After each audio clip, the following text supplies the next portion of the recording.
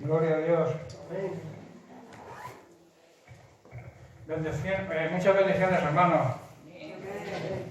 Que la bendición de Dios os aplaste. Sería bueno eso, ¿verdad? Voy a quitarme la máscara. Bien, no sé si os lo he dicho alguna vez. Dios es bueno. Y para siempre su misericordia, como ha leído la hermana, ¿no? Para siempre significa no hay principio, no hay fin en su misericordia.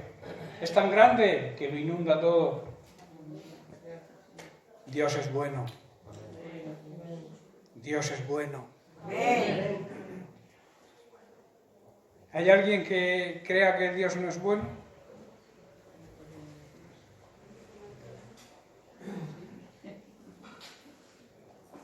Dios nos ama. Y su amor es infinito. No, nadie puede superar ese amor. Por mucho que queramos nosotros amarle a Él, nunca podremos amarle de la misma manera que Él nos ama a nosotros. Es imposible. La esencia de Dios es amar. Y nos ama a pesar de nuestros fallos, nuestros pecados, nuestras deficiencias. Él nos ama. Dios es amor, es justicia también. Pero el hecho de que Dios sea justo no quiere decir que no ame a aquel que vive de espaldas a Él. Aquel que no le acepta o no le ha aceptado aún. Dios ama su creación. De tal manera amó Dios a su creación, al mundo, a todos, que entregó a Jesucristo por amor a esa creación, a esa humanidad, que muchas veces lo detesta o vive de espaldas a Él, pero Dios sigue amando, porque, vuelvo a repetir, la esencia de Dios es amar. Y también quiero continuar con el tema, no sé si lo terminaré ya hoy, de la vida auténtica, lo que significa vivir una vida verdadera, vivir la vida que Dios quiere que vivamos. El versículo base de esta meditación, uno de ellos, lo leíamos y decíamos que era Juan 10:10, que dice que el propósito, el deseo del ladrón es robar, matar y destruir. Él no quiere hacerte daño, Él quiere matarte, destruirte, robarte la bendición de Dios cada día. Pero dice Jesús, mi propósito, o sea, mi deseo, mi voluntad, es darles una vida plena y abundante. Una vida auténtica, que vivamos una vida llena del amor y las bendiciones de Él. Eso es lo que Él quiere para nosotros. El hecho de que no vivamos esa vida plena, completa y auténtica que Él quiere darnos, no es culpa de Él. Es culpa nuestra, es culpa del ser humano que se vuelve contra Él. Incluso muchos llamados cristianos en épocas difíciles preguntan ¿por qué Dios permite? Dios te ha hecho libre. Tú puedes elegir el camino que tú quieras elegir, la decisión que tú quieras tomar. Por eso depende de nosotros esa vida auténtica que Él quiere darnos. Otro de los versículos en los cuales estamos basando esta meditación está en la primera carta de Pedro, donde Pedro escribe, en 1 de Pedro capítulo 2, el verso 1 dice, desechando, o sea, apartando, tirando a la basura, toda malicia, todo pensar mal sin tener la certeza, sin estar seguros, todo engaño, hipocresía, envidias y todo tipo de comentarios que hagan daño. Pedro aquí está diciendo, tienen que dejar toda mala conducta, tienen que dar un buen testimonio, tienen que cuidar su testimonio, dejen de engañar, dejen de mentir, dejen la hipocresía, dejen todo tipo de celos y toda clase de comentarios que hagan daño al hermano o hagan daño a las personas que nos rodean. También dice que debemos dejar nuestra vida mundana, o sea, vivir como el mundo vive. Porque nosotros estamos en este mundo, pero no pertenecemos a este mundo. Pertenecemos al reino de Dios, porque Dios nos ha hecho reyes y sacerdotes para su reino. Y también está diciendo que dejemos de pensar en atesorar aquí en esta tierra, y que lo importante es hacer tesoros en los cielos. Y el versículo 2 dice: desead como niños recién nacidos la leche espiritual no adulterada, o sea, la palabra de Dios sin contaminar, la palabra de Dios sin contaminar con falsas levaduras que abundan en estos tiempos, falsas doctrinas, con un propósito. Pedro está llamando a ese deseo, a ese anhelo de beber la leche espiritual sin adulterar, con el propósito de que crezcamos para salvación. Importante que entendamos esto. Se podría traducir este versículo de una manera, digamos, racional, como desead con anhelo, con un anhelo ardiente, la leche, el alimento sin adulterar de la palabra de Dios, por medio de la cual somos alimentados y vamos creciendo espiritualmente de una manera ordenada, o sea, en orden. Hermanos, ante todo este tipo de tendencias, ante todo este tipo de doctrinas falsas que se están viviendo y, por cierto, están anunciadas por la palabra de Dios, la Biblia nos enseña que en los postreros tiempos que estamos viviendo habrá todo este tipo de levadura, todo este tipo de falsas doctrinas, de falsos maestros, falsos pastores, falsos hermanos. Estamos advertidos, tenemos una ventaja sobre aquellos que no conocen la palabra de Dios, y es que estamos bien advertidos. Y ante todas estas tendencias, como digo, la levadura de los fariseos, recordar que era la hipocresía, la levadura de Herodes, que era lo mundano disfrazado de religiosidad y que se está queriendo meter dentro de la iglesia, y también la levadura de los saduceos, que era el materialismo, en poner el orden de nuestra vida en conseguir cosas materiales. Pero tenemos que hacer una aplicación práctica para nosotros. ¿Cómo debemos vivir ante todas estas circunstancias? El problema es que quizá el rechazar todas estas doctrinas nos pueda causar enojo con ciertos amigos, persecución, incluso que las personas no nos acepten por pensar correctamente y no pensar como ellos, y eso nos lleva a ser rechazados. Y eso se llama sufrimiento, ¿verdad? A nadie nos apetece que nos rechacen. A nadie le apetece que hablen mal de ti, que te critiquen por seguir al Señor, ¿no? De hecho, los buenos cristianos son los que son perseguidos. Si a ti no te persigue nadie, peligro. Si todo el mundo habla bien de ti, digamos, porque te llevas bien con todo el mundo, aceptas todo lo que te dicen, no hablas claro del Evangelio, por miedo precisamente a ese rechazo, hay un problema en tu vida entonces. Debemos saber que como cristianos tenemos la seguridad de la vida eterna. ¿Quién no tiene aquí la seguridad de la vida eterna? Si no la tienes, tienes un problema serio. Porque los creyentes, los cristianos verdaderos, estamos seguros de nuestra vida eterna, de nuestra eternidad junto a Dios. Pero hay algo que tenemos que padecer aquí en esta tierra, porque una forma de identificarnos con Cristo es compartiendo sus sufrimientos. Hay por ahí una doctrina que dice: pare usted de sufrir.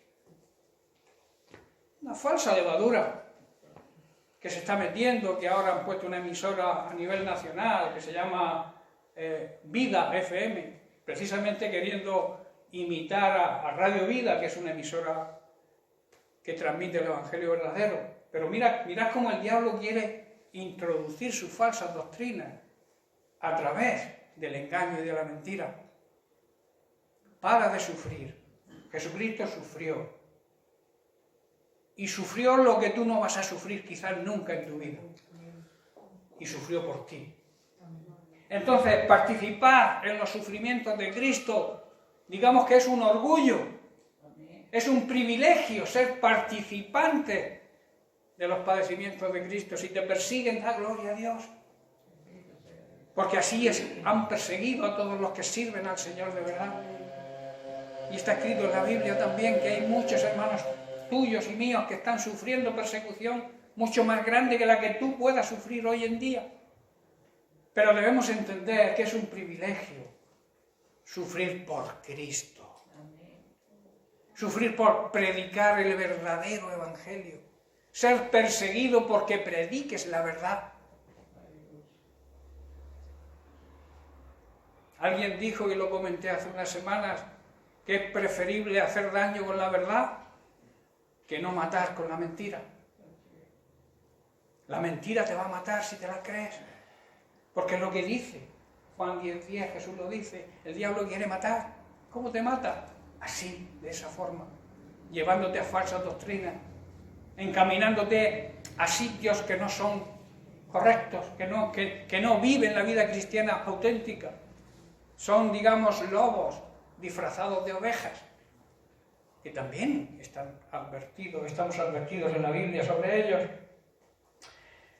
Vamos a hablar de los sufrimientos. ¿Qué significa sufrir por Cristo? Pablo en Filipenses 3:10 dice, a fin de conocerle, a Jesucristo, y el poder de su resurrección, hermanos, el poder en la resurrección, y la participación, dice Pablo, de sus padecimientos, llegando a ser semejantes a él en su muerte.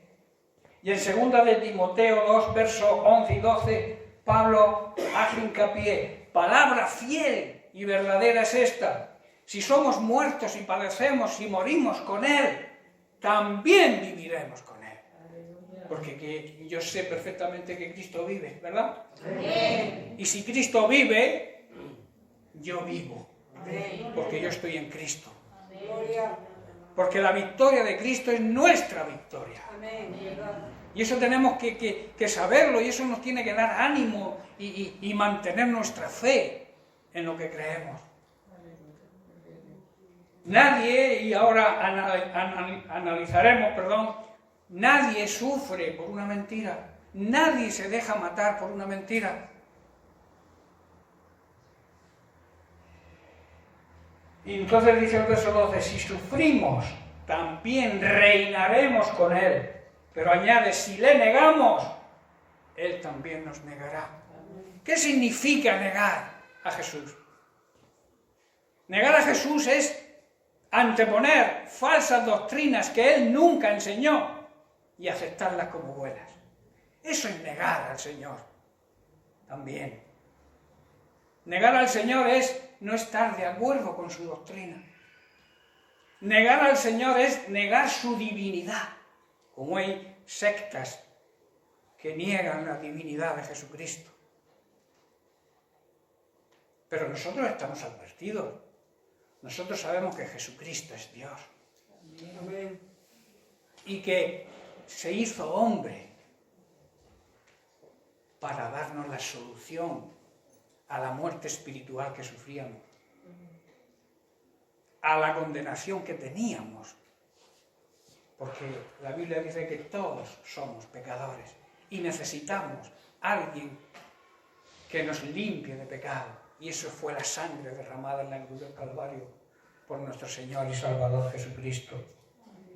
En Colosenses 1:24 Pablo declara, dice, ahora me gozo en lo que padezco. Él estaba gozoso en sus padecimientos, que si analizan la Biblia fueron muchos.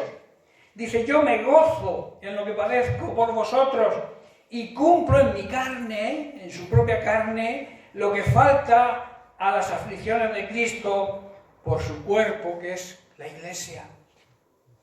Este versículo trae mucha controversia. Hay muchas personas que no lo entienden, porque surge la siguiente pregunta: ¿faltó algo en los sufrimientos de Cristo para que hiciera falta añadir los sufrimientos de Pablo? Hermanos, a simple vista parecería ser que el sacrificio de Cristo no fue suficiente, que tenía que ser completado con los padecimientos de Pablo. Mucha gente cuando lee ese versículo puede llegar a esa conclusión, pero hay que analizar, hay que profundizar, hay que escarbar y ver realmente lo que quiere decir, lo que significa. Porque surge otra pregunta: ¿en qué sentido los padecimientos de Pablo completaban lo que le faltaba a las aflicciones de Cristo? Hay que decir que lo que sufrió Pablo no agregó nada, absolutamente nada, a la eficacia de la obra redentora de Jesucristo. No añadió nada a eso, porque la obra de Cristo fue perfecta, fue real, auténtica y completa. No hace falta añadir nada a lo que Jesús hizo para que tú y yo podamos ser salvos y el resto de la humanidad que lo acepte. Pero, si leemos, para corroborar esto, el escritor de Hebreos afirma rotundamente en Hebreos 10:12: pero Cristo, habiendo ofrecido una vez para siempre un solo sacrificio por los pecados, se ha sentado a la derecha de Dios. O sea, Jesucristo cumplió su ministerio completamente y ahora está en un lugar de privilegio, a la derecha del Padre. Cumplió su propósito, la obra completa de la salvación la hizo Jesucristo. Los sufrimientos, hermanos, y prestad bien atención, los sufrimientos y las aflicciones de Pablo apoyaron el testimonio de la muerte y la resurrección de Jesucristo. Dieron fe de que la muerte y la resurrección de Jesucristo fueron reales. Por eso Pablo padecía, porque vuelvo a repetir, nadie sufre y padece por algo que es una falacia, que es una mentira. Los sufrimientos de Pablo atestiguaban, daban testimonio de que la vida de Jesucristo fue real y que su muerte también fue real y su resurrección también, porque hubo testigos presenciales. Amén. Amén. Aleluya. Eso es lo que quiere decir Pablo ahí, que en mi sufrimiento como cristiano apoya lo que yo creo. Da testimonio de que yo creo en un Jesucristo real, que hoy vive y vivirá por los siglos. Amén. Y que un día bajó a la tierra, murió por nosotros, pero resucitó. Aleluya. Por eso yo sufro y padezco con gozo, como decía Pablo. ¿Estáis comprendiendo, hermano? Pablo fue contemporáneo de Jesús, pero sí conoció a muchos que fueron contemporáneos de Jesús, como Pedro, por ejemplo. Convivió, trató con Pedro, no con Jesús, pero con Pedro sí. Pablo conoció por revelación en el camino hacia Damasco, conoció a Jesús, pero cuando Jesús ya había resucitado, tuvo un encuentro personal con él. Pero él sabía que Jesús se le había aparecido a María Magdalena. También sabía que se le apareció a dos que caminaban hacia Emaús, ¿verdad? Se le apareció a Pedro, él lo sabía, y a los discípulos y a Santiago.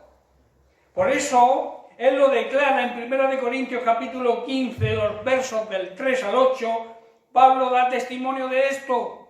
Leemos, dice, porque primeramente os he enseñado lo que a sí mismo recibí, y lo recibió por revelación, que Cristo murió por nuestros pecados, conforme a como estaba escrito en las Sagradas Escrituras. Verso 4, y que fue sepultado y que resucitó al tercer día, conforme estaba escrito, y que apareció a Cefas, Cefas es Pedro, y después a los 12. Después apareció a más de 500 hermanos a la vez, de los cuales muchos viven y otros ya duermen. Qué curioso que a la muerte la Biblia lo llama dormir, porque un día vamos a despertar en su presencia.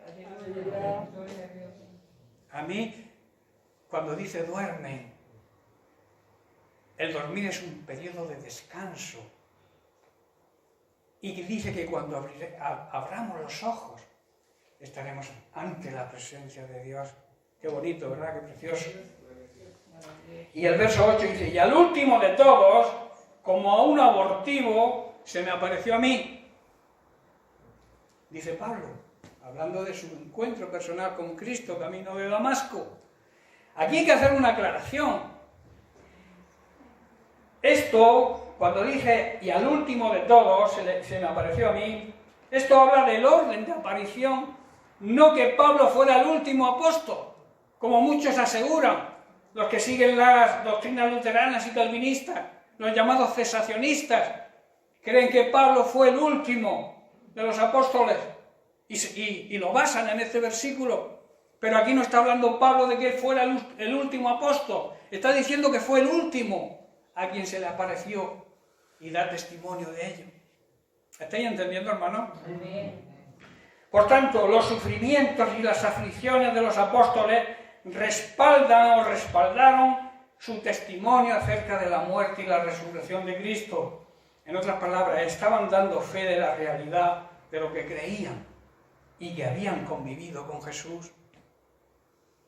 Hechos 1:8 dice, pero recibiréis dinamita, poder. Aquí la palabra poder significa dinamus, del griego, que significa dinamita, la raíz de dinamita, dinamis.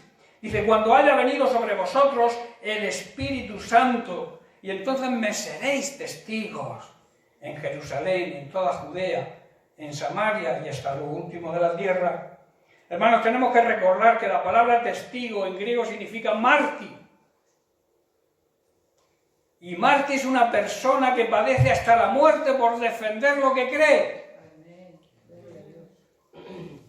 Me seréis testigos, me dice, me seréis mártires, estaréis dispuestos a dar vuestra vida por creer en mí, en todos los lugares de la tierra. En ese sentido, tú eres testigo. Somos testigos de Cristo. Estamos dispuestos a morir físicamente como ellos murieron por creer y defender el Evangelio de Jesucristo. En Hechos 2:32 Pedro declara, a este Jesús resucitó Dios, de lo cual todos nosotros somos testigos. Ellos fueron testigos de la resurrección de Cristo y por eso daban testimonio. En el capítulo 10 también de Hechos, verso 39, Pedro también afirma, y nosotros somos testigos de todas las cosas que Jesús hizo en la tierra de Judea y en Jerusalén, a quien mataron colgándole en un madero. Ellos tenían que dar, hermanos, testimonio de la muerte y de la resurrección, la victoria de Cristo sobre la muerte, y lo hicieron hasta dar su propia vida, demostrando así la verdad en la que creían. Esto a mí me transmite fe. Si alguna duda pueda tener alguien de que Dios fue un mito, que fue una fábula, cuando leo las palabras de Pablo y de Pedro y del mismo Jesús, yo me lleno de gozo y acepto el sufrimiento para dar testimonio de quien creo que es Jesucristo. Por tanto, y para terminar este punto, el sufrimiento de Pablo y el de los discípulos de Jesús dieron ese testimonio de la verdad y de la muerte y la resurrección de Jesucristo, siendo testigos, o sea, mártires hasta la muerte por defender lo que creían. Y vuelvo a repetir, nadie sufre el martirio hasta la muerte por una mentira. Cuando los cristianos morían abrazados en el circo romano, estaban creyendo, siendo mártires, siendo muertos físicamente, pero ellos estaban vivos en la presencia de la creencia en que estaban, que era Cristo, y lo confesaban, iban a la muerte gozosos.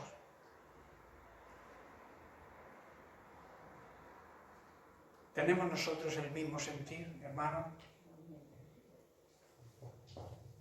A esto es a lo que se refería Pablo cuando dijo que sus padecimientos completaban las aflicciones, los padecimientos de Cristo. Por eso en Primera de Pedro también, en el capítulo 4, los versos 12 y 13, Pedro, corroborando esto, dice, amados, no os sorprendáis del fuego de la prueba que os ha sobrevenido, como si alguna cosa extraña os aconteciese, sino gozaos por cuanto sois participantes, vuelve a hacer énfasis, de los padecimientos de Cristo, para que también en la revelación de su gloria, o sea, en su segunda venida, os gocéis con gran alegría. Para nosotros, quizá, el no seguir todas estas falsas doctrinas que estamos estudiando, todas estas palabras adulteradas, quizá signifique soportar críticas, soportar insultos, calumnias, comentarios hirientes, agresiones, tanto de palabra como físicamente también en algunos casos. Todo esto conlleva sufrimiento, ¿verdad? Pero mirad que dijo Jesús en Mateo 5:11, bienaventurados, o sea, Dios os bendice, cuando por mi causa, por ser mis seguidores, os vituperen, o sea, se burlen de ustedes y os persigan y digan toda clase mal, todas cosas malas de vosotros, mintiendo.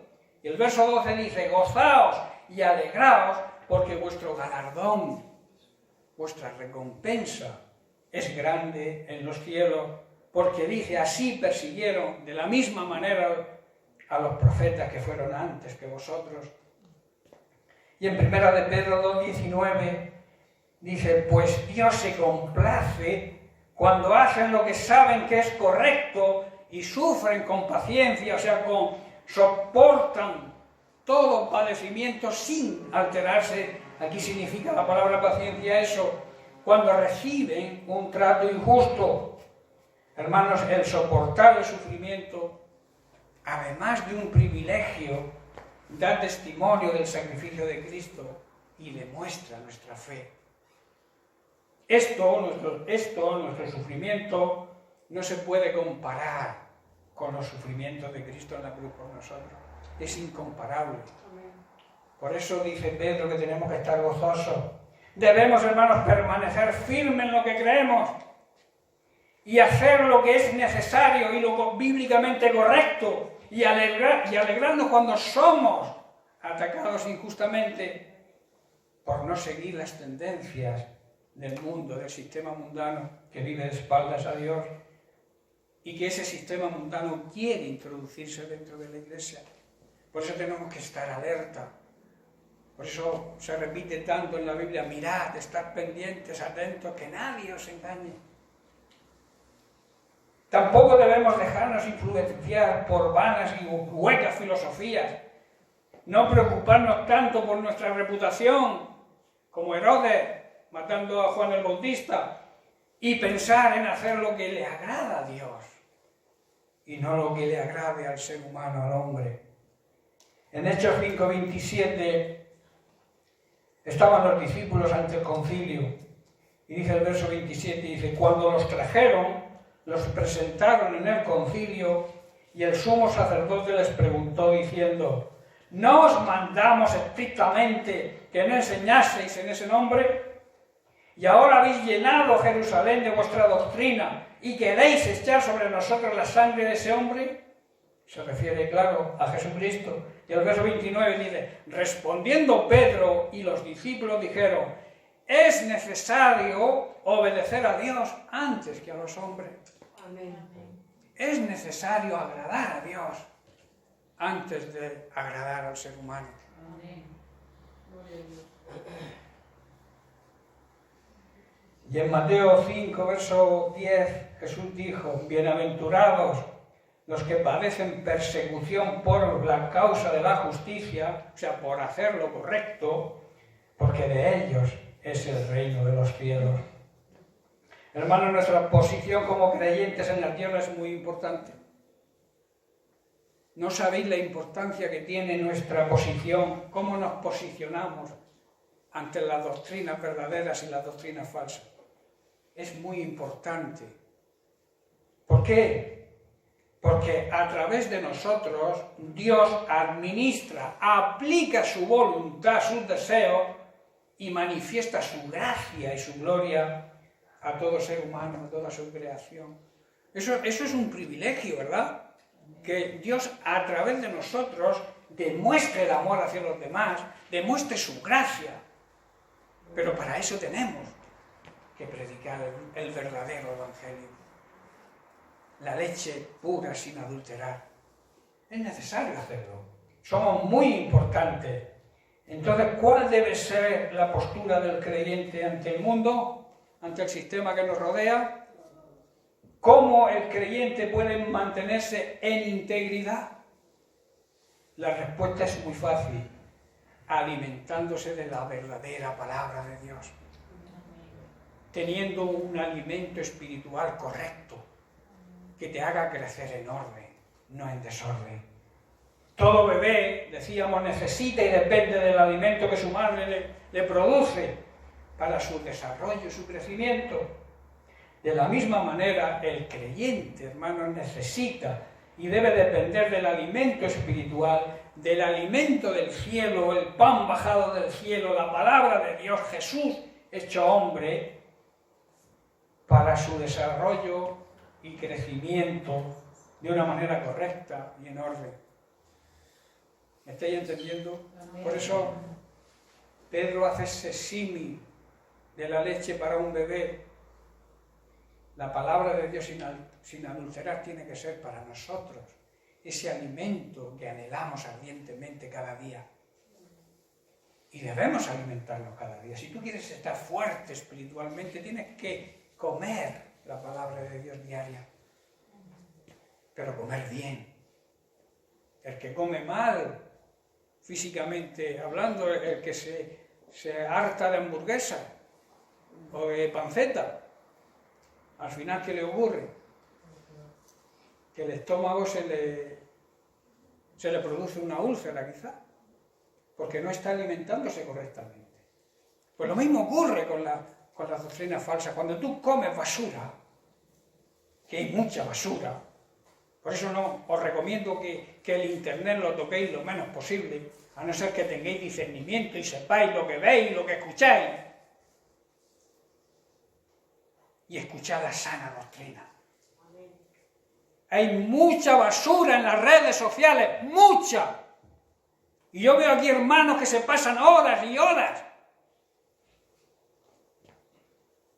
oyendo y viendo cosas que algunas pueden ser buenas, pero para eso hay que tener un gran discernimiento. Ojo, alerta, mirad que nadie os engañe. Y hoy en día una forma de engaño es a través de internet y las redes sociales. El diablo utiliza esos medios también. Tienen buen uso, pero hay que saberlo usar. Y no alimentarse de cosas que te van a volver loco, te van a desviar tu mente. Te van a cauterizar la conciencia y vas a pensar que todo lo que se oye en internet es bueno. Cuando hay mucha, vuelvo a repetir, hay mucha basura que nos van a producir daños espiritualmente hablando, y nuestro crecimiento no va a ser en el orden de Dios. ¿Estáis comprendiendo? Amén. ¿Me vais a hacer caso? Amén. ¿O vais a seguir a vuestro aire?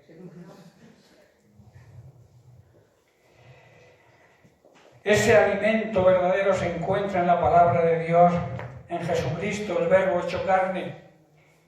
Y así como un niño mal alimentado se desarrolla incorrectamente, de igual forma, un creyente mal alimentado, mal informado sobre la palabra de Dios, recibiendo y adoptando y aceptando doctrinas falsas, se va a desarrollar incorrectamente. Amén. Bien, pues vamos a tratar ahora los principios o pautas de aplicación del alimento espiritual no adulterado a nuestro ser. Primero tenemos la necesidad de alimentarnos. Es una necesidad que tú y yo nos alimentemos cada día, si no queremos desfallecer, ¿verdad? ¿Qué pasa si no comemos? Físicamente, que no desfallemos. Nuestra carne se viene abajo, no tenemos fuerza, no podemos trabajar, ¿verdad? Pues con el Espíritu pasa lo mismo. Hay una necesidad de leer y de meditar en la palabra, en la vida y en las enseñanzas de Jesucristo cada día. Es una necesidad. ¿Por qué? Porque la palabra de Dios proviene del cielo.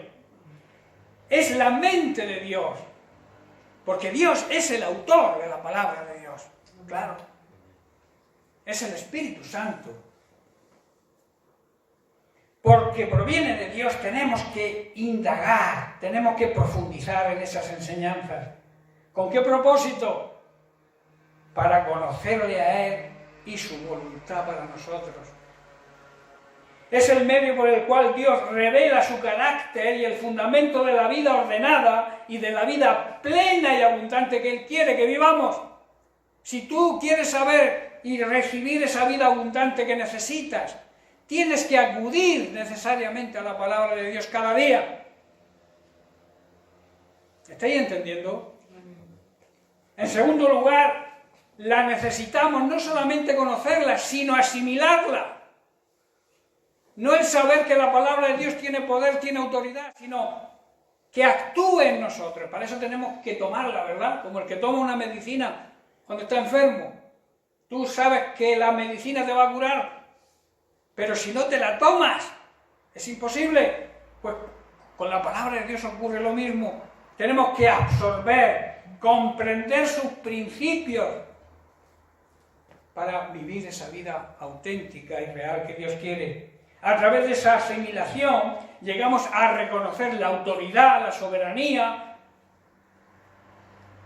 de Dios. Y eso se consigue teniendo intimidad con Él. Aplicar la palabra de Dios es tener tiempos de excelencia con Dios. ¿Cuánto tiempo hace que no has estado a solas con Dios?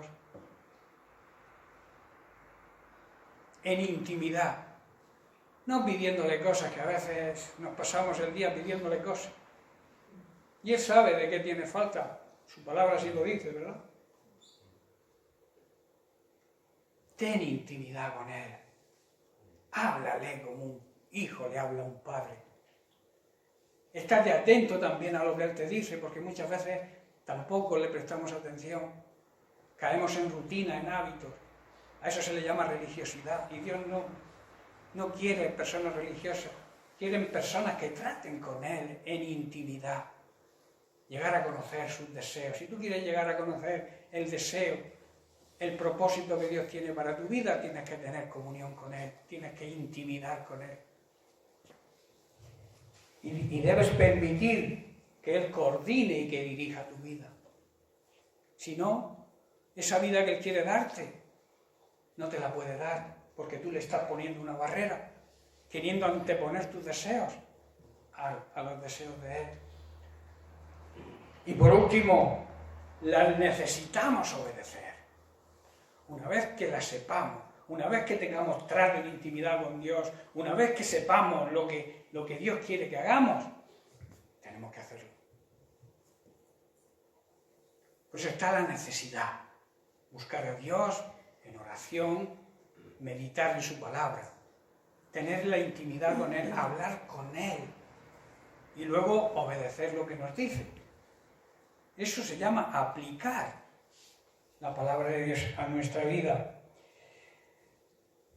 Demostramos así, cuando lo hacemos así, que estamos aceptando su soberanía y su autoridad. Y nos hacemos acreedores, o sea, dignos de los beneficios y de sus bendiciones. Porque la bendición viene, ¿eh? ¿Cuándo viene la bendición? ¿Con conocer que Dios bendice? ¿Con saber que Dios bendice? ¿O con obedecer su palabra? Para obedecerla tengo que conocerla, claro. Tengo que aplicarla y tengo que obedecerla. Y entonces nos viene la bendición. No quieras tener bendición antes de nada, porque hay un orden. La necesidad de indagar, de investigar, de profundizar en su palabra. La necesidad de tener intimidad en comunión diaria con Él. Y la necesidad de obedecerle. Esto dará como resultado la coordinación plena de nuestro pensamiento con nuestras palabras y con nuestra forma de comportarnos. Todo irá en orden, que es lo que Dios quiere, porque Dios es un Dios de orden. Esto estará de acuerdo con las enseñanzas del Maestro, estará de acuerdo con la vida ejemplar de Jesucristo. Para ello es fundamental y esencial alimentarnos estudiando y meditando de su palabra, que es Jesucristo hecho carne, el verdadero alimento espiritual que nuestro espíritu precisa. De esta manera, hermanos, podremos vivir esa vida perfecta, esa vida abundante, auténtica y verdadera que Él desea darnos. Y ya termino con esta serie de mensajes, con el versículo, digamos, base de todas estas meditaciones, que está en Juan 10:10. Quiero terminar para que quede por lo menos ese versículo ahí palpitando en nuestro corazón y en nuestra mente. El propósito, el deseo del enemigo, del ladrón, es robar, matar y destruir. Pero Jesús dijo: mi propósito, lo que yo quiero para vosotros, lo que deseo, mi voluntad hacia vosotros, es darles una vida plena, auténtica y abundante. que vivamos una vida llena de la bendición de Dios. Amén. Bien, pues hasta aquí el mensaje de la palabra. Que Dios les bendiga.